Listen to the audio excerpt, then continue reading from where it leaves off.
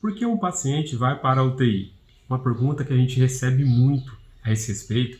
Muitas pessoas que têm entes queridos que acabam indo para a UTI e ficam muito preocupados, né? Por que o paciente foi para a UTI? Por que o paciente fez uma cirurgia e foi para a UTI? Por que o paciente chegou no pronto-socorro e foi para a UTI? É sobre isso que eu quero falar nesse vídeo. Mas antes, eu quero te pedir para você que não é inscrito aqui ainda, se inscrever no canal e ativar as notificações para estar sempre por dentro dos novos vídeos.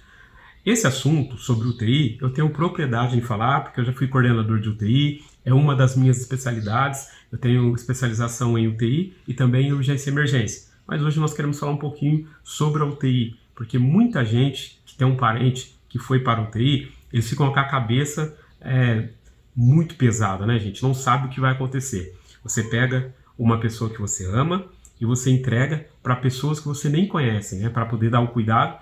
E na maioria das vezes você não consegue estar junto ali, principalmente se o paciente estiver em ventilação mecânica, entubado, às vezes você não consegue estar junto, né, dependendo do protocolo do hospital. Então eu quero te explicar um pouquinho para você aqui nesse vídeo rápido sobre o porquê que o paciente vai para a UTI. A primeira coisa que a gente precisa tirar de mente é que o paciente vai para a UTI para morrer. Não é isso, gente. Tem muita gente que acha que quando um paciente é encaminhado para a UTI é porque não tem mais jeito, é porque ele vai morrer. E não é bem assim. Quando o paciente é encaminhado para a UTI é porque ainda ele tem um prognóstico, né? Ainda ele tem chances, né, de não falecer. Então, por isso que ele é encaminhado para a UTI. Se o paciente não tem prognóstico algum, raramente ele vai ser encaminhado para a UTI. Quando ele é encaminhado para a UTI é porque ainda há esperança no prognóstico desse paciente.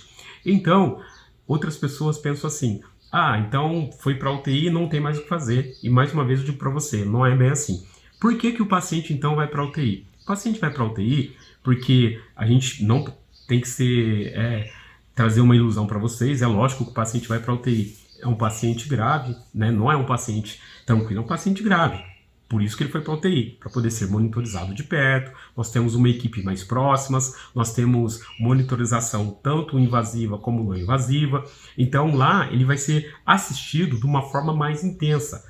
Porque se eu tenho um paciente mais grave, se eu colocar ele numa enfermaria, a equipe da enfermaria, às vezes tem um técnico para 8 pacientes, para 6 pacientes, ele não vai conseguir dar o atendimento adequado para esse paciente quanto à UTI. Por quê? Porque na UTI eu vou ter um técnico para cuidar de 2 pacientes.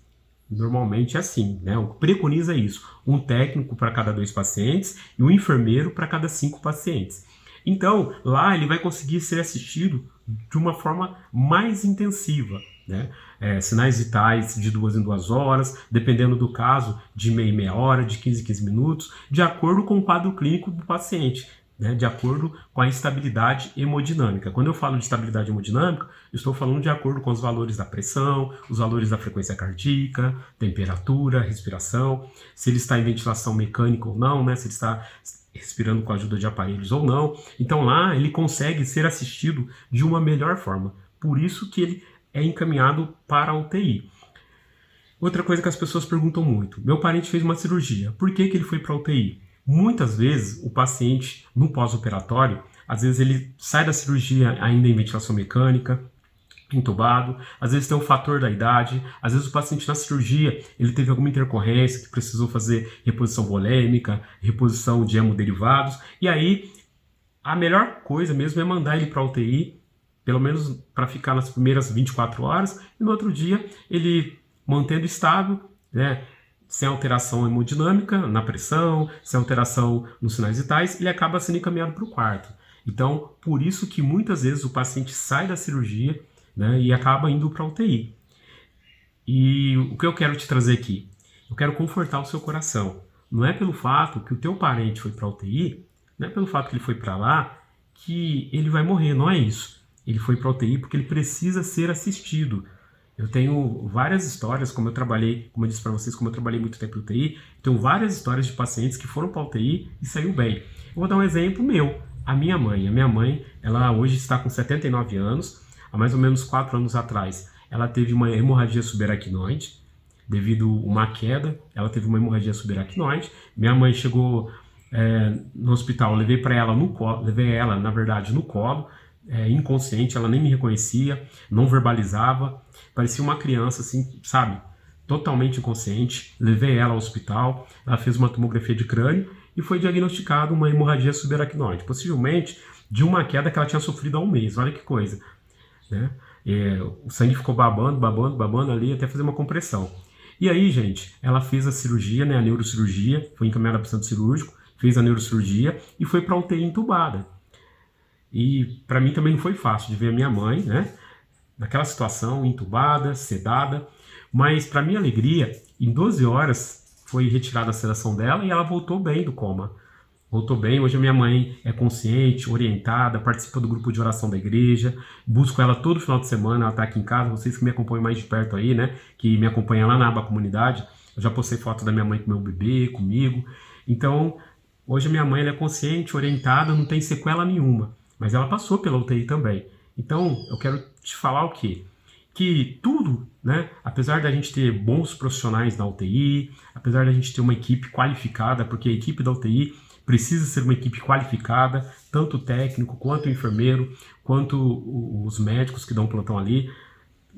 Para você ter uma ideia, para o médico ser coordenador de UTI, para ele ser um plantonista diarista, ele precisa ser intensivista. Ele precisa ter a prova de título da AMIB. Se ele não tiver, né, a AMIB é a Associação Brasileira de Terapia Intensiva. Se ele não tiver, ele não pode dar plantão em UTI como diarista. Ele pode até ser plantonista, aqueles que vai à noite, vai embora de manhã, que fica algumas horas lá. Mas ele não pode ser diarista, ele não pode estar ali todos os dias. Porque precisa de uma equipe qualificada para ficar na UTI. E se o seu parente foi para a UTI, saiba que ele está em boas mãos, né? Saiba que ele está num lugar totalmente preparado para poder conduzir aí o caso do seu paciente. E, de repente, aí, o seu parente vai acontecer igual aconteceu com a minha mãe, né? Vai ficar na UTI, vai embora bem, sem sequela nenhuma. E o que eu queria te dizer? Que, apesar de nós termos toda a equipe preparada, os melhores equipamentos na UTI, nada foge do controle das mãos de Deus. Nele está todo o controle, né? Em Deus está o poder de dar a vida e o poder de tirar a vida.